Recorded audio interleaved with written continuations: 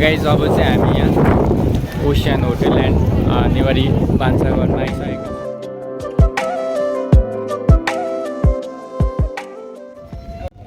Gurung how is the food जोस् हाम्रो day 1 हो हाम्रो आइएमएस2 को अहिले चाहिँ हामी लेवाटर चितवनमा छौँ जोस् हाम्रो चाहिँ अब दिउँसोको अब खानापिना भइसक्यो जोस् इट वाज अल गुड होइन अब होप अब डे 1 त भयो अब डे 2 र डे 3 मा पनि अब अपकमिङ डेमा पनि अब राम्रो हुन्छ भन्ने हाम्रो अब सबैको आशा अपेक्षा छ होइन र धन्यवाद हाम्रो क्लास सेक्सन बीबाट मिस्टर सिआर अब बलराम श्रेष्ठ अब हाम्रो लगाउनु हुँदैछ मलाई धेरै धेरै धन्यवाद okay thank you Rajkumar hope to see you again खाना चाहिँ हामीले अहिले खाइसक्यौँ इट वाज गुड एबी पनि खाइयो अब किनकि भरे हामी पोखरा कालीबाङ पुग्दाखेरि अलमोस्ट 7-8 त बज्छ भन्नुभएको छ हाम्रो ड्राइभर दाइहरूले सो त्यही अनुसार हामीले आफ्नो फुडलाई चाहिँ अलिकति हेभी नै बनाएँ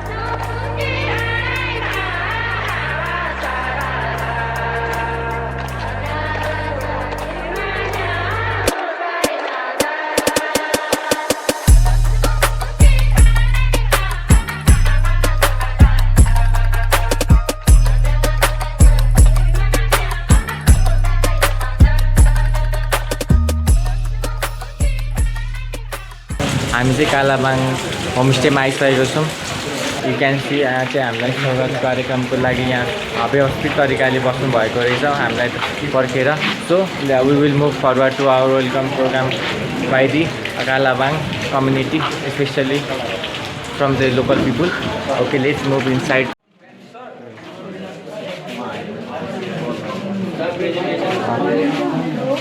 हाम्रो कलेजको साथीहरू चाहिँ अगाडि नै यहाँ उपस्थित भइसक्नु भएको छ म पनि आइपुगेको छु यहाँ हाम्रो यो वेलकम प्रोग्राममा कालाबाङ सामुदायिक होमस्टेको 8 किसिमको आइडेन्टिटी छ तपाईँहरूको गलामा जुन फुलमाला हामीले लगाएका छौँ त्यो हाम्रो आत्मीयताको प्रतीक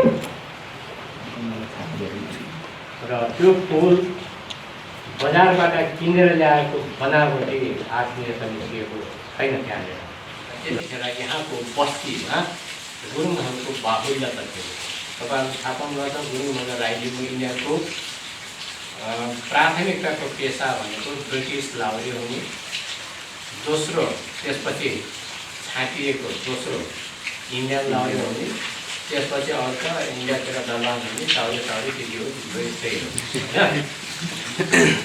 हो अब त्यतिखेर 55-60 वर्ष पहिला 281 परिवार बस्थे यो गाउँ बस्थे त्यतिखेर ब्राह्मणहरू पनि थिए दलित समुदायकाहरू पनि थिए नेपालको धेरै ठाउँहरू यस्तो छ मैले आफ्नो ठाउँको व्याख्या गरेँ तर यो कथा व्यथा हरेक गाउँमा छ सरकारी स्कुलहरू ध्वस्त भएको छ तर अब विद्यार्थी यो काशीमा यस्तो छ हेर्नुहोस् एउटा गाउँमा एउटा प्राइमरी स्कुल छ अहिले आधारभूत विद्यालय त्यहाँ चाहिँ 3 जना विद्यार्थी 3 जना मास्टर छ कतिपय तपाईँहरूको विद्यार्थीहरू हुन्छ तपाईँलाई हामी सोध्दैनौँ तर कतिपय मान्छेले के भन्छ होमस्टेमा जाने रातभरि जाँड खाने भएर आउने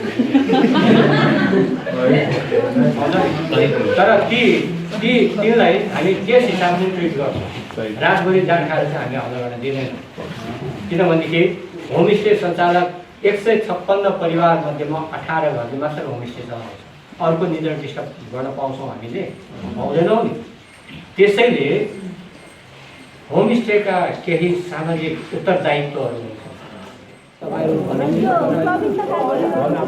गाइज अहिले चाहिँ हाम्रो होमस्टेको हाउस नम्बर एलोकेट भइसक्यो हामी 7 जना छौँ हाम्रो सेक्सन ए को साथी पनि हुनुहुन्छ हामीसँग र सेक्सन बीबाट पनि छौँ उहाँ हाउस नम्बर 15 मा चाहिँ स्टे गर्छौँ अरू साथीहरू डिफ्रेन्ट हाउस नम्बरमा हुनुहुन्छ एकै ठाउँमा बस्नु अब होमस्टे अलिक सानो हुने भएर हामी चाहिँ भनौँ न साईको साथीहरूसँग बस्न पाएनौँ। इट्स ओके, हामीले सबैसँग एडप्ट गर्नुपर्छ, यो एउटा अपर्च्युनिटी पनि हो सबैसँग घुलमिल हुने। Okay, I will move towards our house number 15 guys. म चाहिँ अब हाउस नम्बर 15 खोज्दै गइरहेको छु। साथीहरूले मलाई छोडेर गइसकेको छ। What can I do in this situation guys. अब यहाँ चाहिँ लोकललाई सोध्नु बाहेक अरू कुनै उपाय छैन। भाइ घर नम्बर 15 कता हो? घर नम्बर 15 तलै हो, घर नम्बर 16 पनि तलै हो। ए ओके ओके।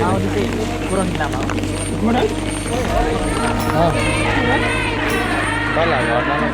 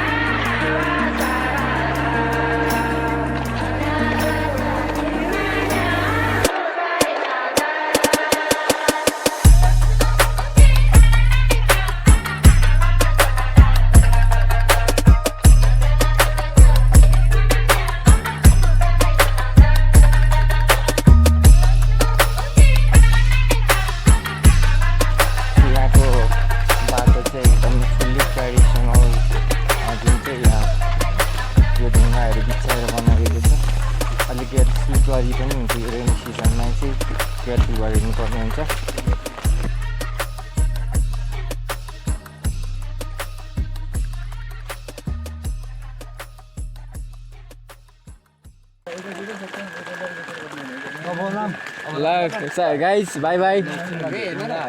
ल भोलि बिहान भेटौँला है त केटाहरू।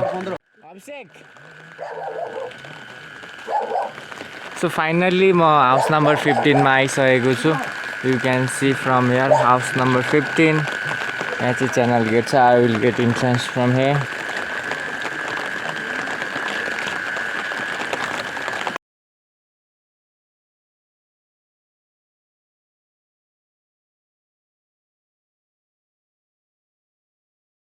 House number 15। छाताहरू कता राख्दिउँ यहीँ बाहिर? हस् धन्यवाद।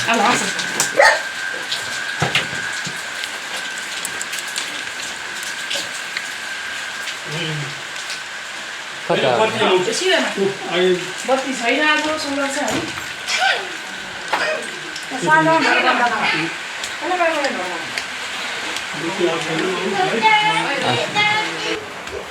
गाइजहरू चाहिँ अलिकति अगाडि भएर म मिस भएको छु र केही छैन। फाइनली गाइज म हाउस नम्बर 15 मा आइपुगेको छु। तिमी र अरू यहाँ सोध नि त। ग्रुप चाहिँ यही हो, कुरा गर्ने यता सबै यही भइहाल्छ भित्र, सुत्ने बेलामा मात्र। कति चाँडो प्लान बनाइसकेको केटाहरूले। 3 जना उता। हाम्रो आजको रुममेट हुनुहुन्छ अभिषेक चौधरी। नमस्ते। ओके ओके, हामी पविन्द्र यहाँ छ। एन्ड देन राजु हुनुहुन्छ यहाँ, हाम्रो धनञ्जय। एन्ड देन हाम्रो अर्को रुममेट हुनुहुन्छ यो हाम्रो होमस्टेमा अरुण सिंह बोरा। एकदम रुम चाहिँ कम्फर्टेबल लाग्यो मलाई चाहिँ। सिङ्गल बेड सुत्नु पाइने भयो। विकेशले सर्भ गरिरहेको छ यहाँ। आज अलिकति बत्ती छैन हाम्रो यो एरियामा होमस्टेतिर। यो टर्च लाइटले काम चलाइरहेको छौँ।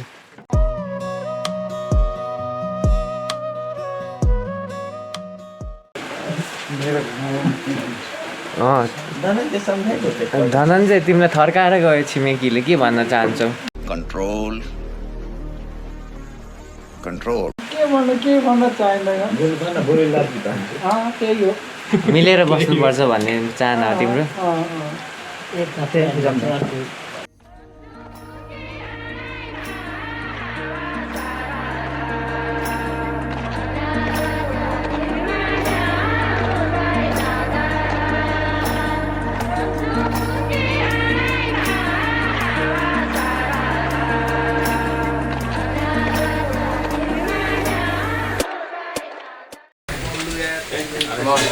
ऱ्यापिड सोध्छु अनि भनिहाल्नुपर्छ केटा।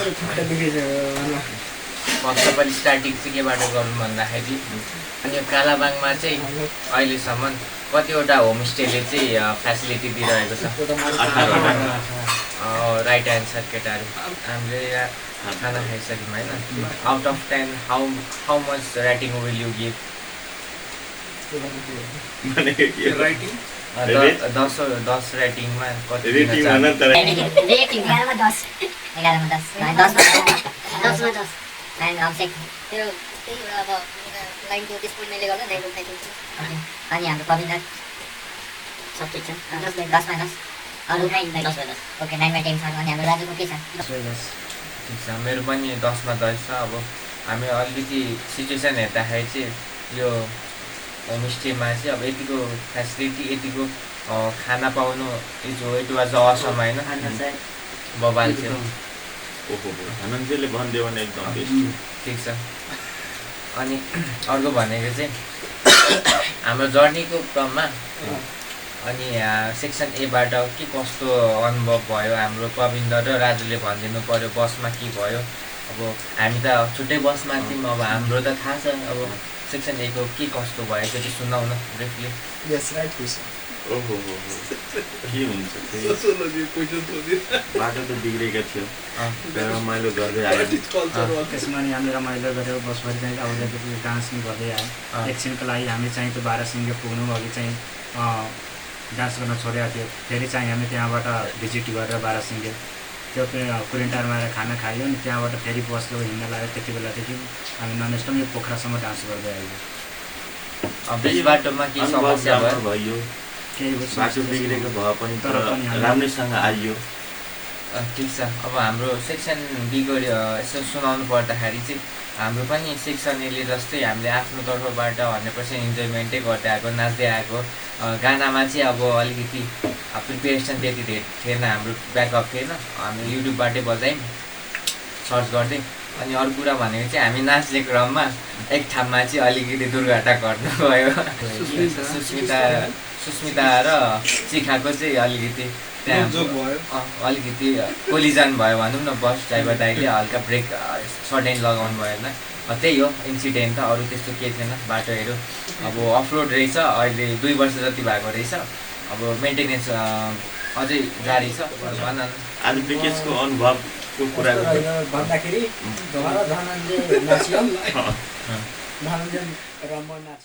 कौन है ये लोग कहाँ से आते हैं म र धनञ्जय नाच्यो बसमै नाच्यो एक क्रममा धनञ्जय र म नाच्यो र म धेरै नाच्यो अहिले फेरि सुत्ने बेला पनि नाच्यो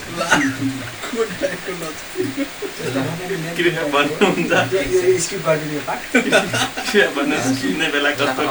अनुभव कस्तो रह्यो अब तिमी अलिकति मान्छे हराएको जस्तो पनि अनुभव थियो बिचमा होइन तर होइन म एकदम रमाइलोमा थिएँ सिटमै नाचिरहेको थिएँ आफै सिटलाई त नचाहेनौ नि मैले सिटलाई नि नचाउन खोजेको सिटै नाचेन मलाई नचाइदियो समझ रहे हो आप समझ रहे हो अनि धनञ्जयको के छ अनुभवहरू भन अहिलेसम्म आइपुग्दाखेरि सबै एकदम बढिया छ बबाल छ कसैलाई हामी अब अभिषेक चौधरीको तर्फतिर गइरहेको छौँ अब मेरो चाहिँ भन्नुपर्दा होइन सुरुदेखि अन्तिमसम्म रमाइलो भएको थियो बिचमा पनि रमाइलो भयो त्यसैले अब बिचमा चाहिँ एक दुईवटा घटना घटेर चाहिँ हल्का शान्त भएको थियो तर जे होस् जति होस् होइन हाम्रो जति पनि साथीहरू छन् बसमा बसेका सेक्सनका जति रमाइलो रहेछ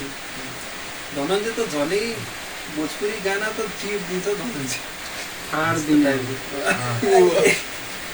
भनौँ न धेरै हामीले सङ्घर्ष गर्नु पर्यो यो प्लानलाई सक्सेस बनाउन भनौँ न के छ त विचार अब हामीले सोचेको थियौँ यस्तो रमाइलो हुन्छ अथवा हामीसम्म आइपुगिन्छ भनेर कसैले कल्पना गरेको थियौँ मैले त भनिसकेको थिएँ कि आउँछौँ भनेपछि जान्छौँ पोखरा जान्छौँ भनेपछि कल्पना भन्दा नि हामी रियालिटीमा विश्वास गर्छौँ त्यसैले हामी गएरै छोड्यौँ आएरै छोड्यौँ यो हाम्रो असारको महिना 28 गते हो र भोलि हुनेछ हाम्रो 29 गते हामी चाहिँ भोलिको ब्रिफली हेर्दाखेरि चाहिँ सोसियोलोजीको भिलेज रिपोर्टमा निस्किनेछौँ अनि त्यहाँ आफ्नो ग्रुप अनुसार आफ्नो रिपोर्ट प्रिपेयर गर्नेछौँ अनि लगत्तै हामी पोखरातर्फ जानेछौँ सबैले याद गरिदिनु होला र माया दिनु होला सबैले अब हामी फेरि अर्को भिडियोमा उपस्थित अर्को भिडियो भन्नाले भोलि उपस्थित हुनेछौँ।